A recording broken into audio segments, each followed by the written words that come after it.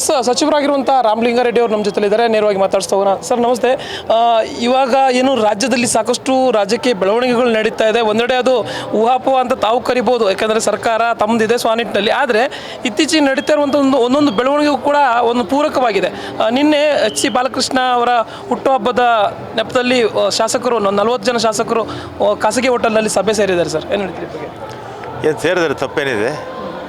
ಬಾಲಕೃಷ್ಣ ಅವರು ಹುಟ್ಟುಹಬ್ಬ, ಅವ್ರ ಸ್ನೇಹಿತರೆಲ್ಲ ಅವ್ರು ಕರೆದಿದ್ದಾರೆ. ತಪ್ಪೇನಿದೆ ಅದರಲ್ಲಿ? ಏನು ತಪ್ಪು ಇಲ್ಲ.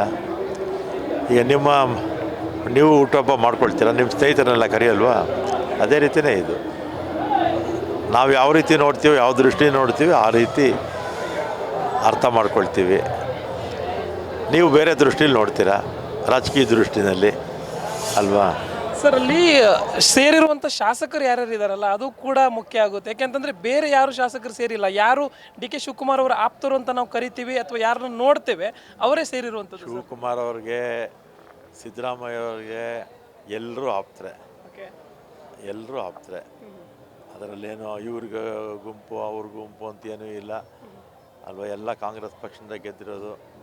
ಮತ್ತು ಕಾಂಗ್ರೆಸ್ ಪಕ್ಷವನ್ನು ತರೋದಕ್ಕೆ ಎಲ್ಲರೂ ಕೂಡ ಜೊತೆಯಾಗಿ ಪ್ರಯತ್ನ ಮಾಡ್ತಾರೆ. ಈಗ ಹೆಚ್ಚಾಗಿ ಕೇಳಿ ಬರ್ತಾ ಇರುವಂಥದ್ದು ದಲಿತ ಮುಖ್ಯಮಂತ್ರಿ ಅನ್ನುವಂಥ ಕೂಗು. ಸರ್, ಮೊನ್ನೆ ಪರಮೇಶ್ವರ್ ಅವರು ಕೂಡ ಈ ಬಗ್ಗೆ ಮಾತನಾಡಿದ್ದಾರೆ. ನಾನು ಕೂಡ ಸಮರ್ಥ ಇದ್ದೀನಿ, ನಾನು ಕೂಡ ಪಕ್ಷವನ್ನು ಮುನ್ನಡೆಸಿದ್ದೀನಿ ಅನ್ನುವಂಥ ರೀತಿಯಲ್ಲಿ ಇದರ ಸಮರ್ಥರಿದ್ದಾರೆ, ಇಲ್ಲ ಅಂತ ಹೇಳೋಕ್ಕಾಗತ್ತಾ?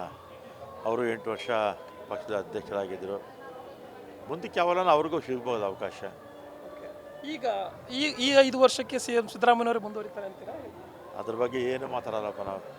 ಅಲ್ಲ ಸರ್, ಹೈಕಮಾಂಡ್ ಏನು ಹೇಳ್ತೀರಾ ಅಂತಿಮ? ಯಾಕೆಂದ್ರೆ ಸಾಕಷ್ಟು ದಿನಗಳಿಂದ ಇದು ವಿಚಾರ ಗೊಂದಲ ಆಗ್ತಾ ಇದೆ. ಗೊಂದಲ ಮಾಡ್ಕೋಬಾರ್ದು ಅಂತ ಹೇಳ್ತೀನಿ ಅಷ್ಟೇ. ಅಲ್ಲ ಸರ್, ಹೈಕಮಾಂಡ್ ಮನವಿ ಮಾಡ್ಕೋತೀರಾ ಅಂತ? ಈಗ